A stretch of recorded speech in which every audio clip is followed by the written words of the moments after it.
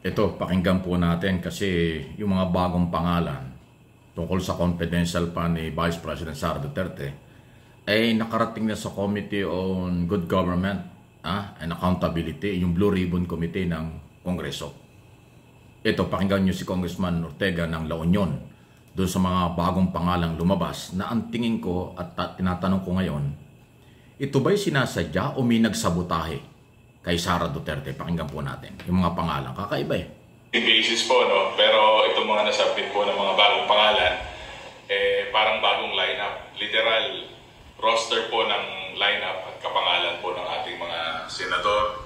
Meron pong Lapid, meron pong Escudero, meron pong Revilla, Ayan, oh. meron pong Ontiveros, at meron pong Revilla. At sa kaapelyido naman po ng congressman, meron din pong Solon.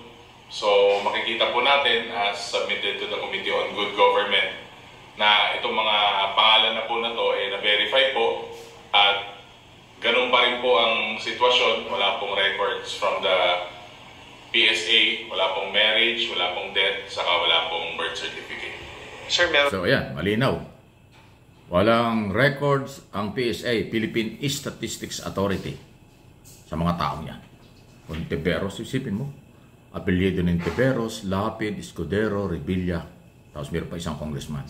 Kaya nga ang tanong natin ngayon, ito ba ay ginawa, pinag-utos ni Sara Duterte na ganyan ang mga pangalang ilagay sa acknowledgement receipt na isinumite nila sa Commission on Audit at isinumite naman ng COA, Commission on Audit, sa Blue Ribbon Committee. Kasi yung Committee on Good Government and Public Accountability, yun po yung Blue Ribbon Committee ng Congress. Kasi ganito yan. Kung yan ang utos ni Sara Duterte na Vice President na ilagay sa kanyang mga pangalan, talagang malaki ang pagkakamali at pananagutan. Pero, kung ito'y ginawa at gawa-gawa lang ng kanyang mga staff, ng kanyang mga tauhan, ibig sabihin sinabutahe, inilaglag si Sara Duterte. Kasi ang ginamit pang mga pangalan pangalan ng apelyido ng mga senador na magiging senador judge. Maliban dyan ay mayroong binanggit na artista at prosecutor na si Jokno at saka artista na si Marian Rivera. Na nauna yung Piatos, Villamin, Pampano, asim suka, asim, mga ganun, mga prutas, gulay, tao, puro fake.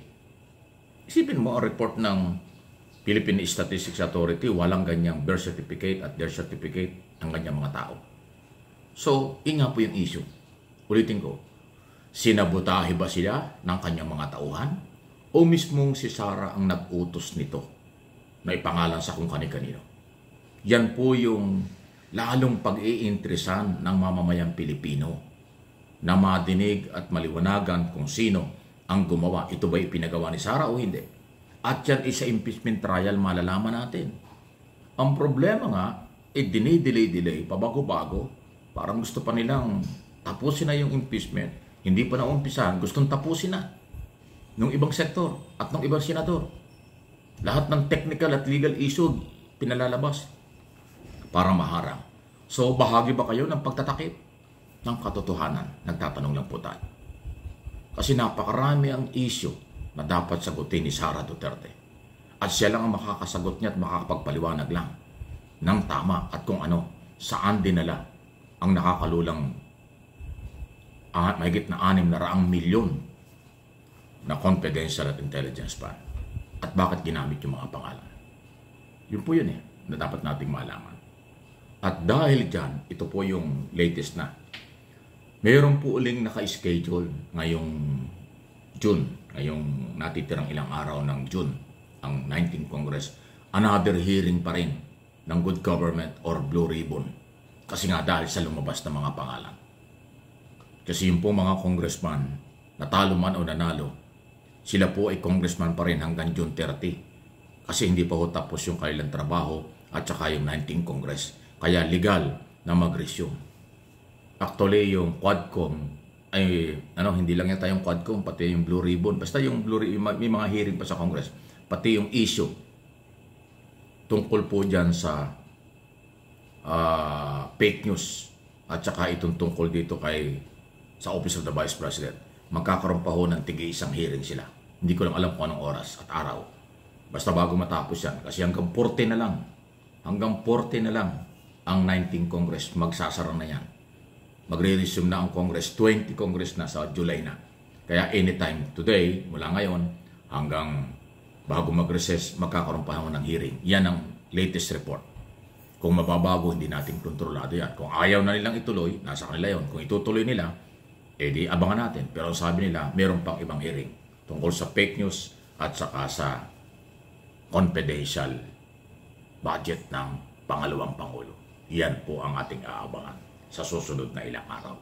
Nako, ang tindi talaga. Ang dami nating inaabangan, ang dami nating dapat malaman, ang dami nating dapat ay subaybayan. Pero siyempre tayo po at ang aking mga channel, wala namang authority na ating pangunahan sila. Kung ano kailang plano at gagawin, abangan natin. Okay? Akin lang sinasabi ang ganitong mga impormasyon para may idea kayo. Dahil mahal ko kayo ng aking mga followers, subscribers, at viewers ng aking mga channel. Ito, MA Pinoy TV at Mike Abby Opinion. Worldwide. Sa buong mundo. Worldwide. Ano po yan? Ganong karawak po yan. Salamat nga pala. Uy, samantaling ko na yung pagkakataon ha. Salamat nga pala po sa ating mga followers. Yung itong channel na ito na MA Pinoy TV, parang 137,000 subscriber na yata kung di ako nagkakamali. 137 nga ba? Hindi ako sure, pero more or less ganon.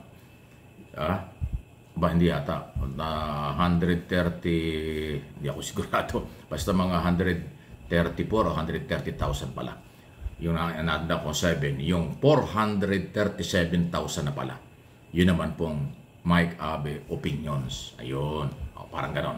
437,000 subscriber na yung Mike Abby Opinion. Salamat po at napakalaking utang na loob po sa inyo yan.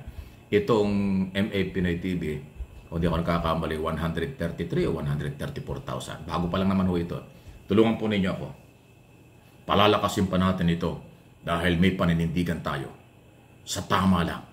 Yung totoo lang. Walang fake news dito. Yung opinion, analysis at iba pang pagtalakay dito ay meron akong pinanghuhugutan at kaya kong panindigan. Hindi po tayo nangungopya ng ganun-ganun lang. Ako po ay membro ng traditional media ng ilang dekada na at political blogger. Kaya bawal na bawal po sa akin ng fake news. Ang nagsasabi lang na ako ay fake news yung tinatamaan. Ang nagsasabi lang sa akin ng fake news ang mga DDS.